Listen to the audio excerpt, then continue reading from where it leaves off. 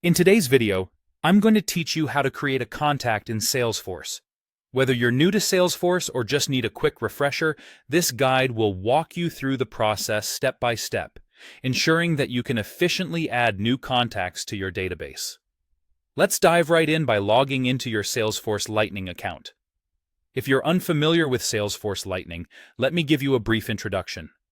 It's the modern user interface for Salesforce, offering improved functionality and a more intuitive user experience compared to its classic predecessor.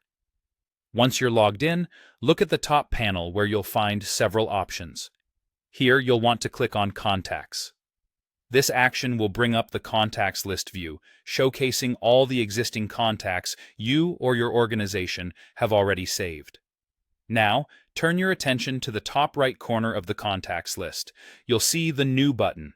Go ahead and click on that to begin the process of creating a new contact. A form will appear, asking you to fill out the contact information. This is where you'll enter all the relevant details about the person you're adding. Start with the salutation, although it's optional.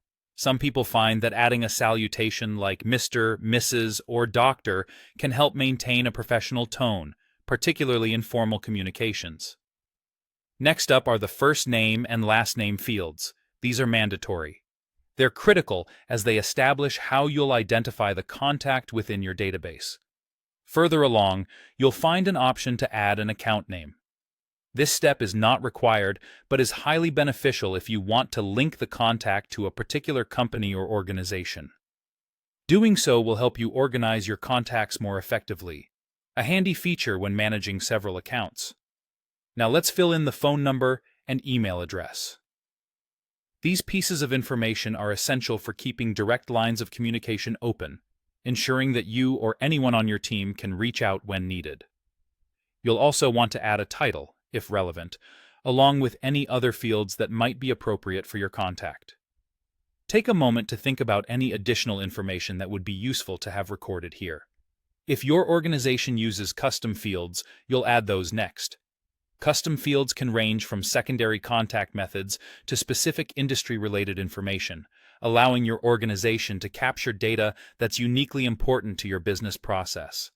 Finally, once you've filled in all the required fields and any optional ones you've deemed necessary, it's time to click Save. This will store the contact information in Salesforce, making it accessible whenever you need it. And there you have it. You've successfully created a new contact in Salesforce.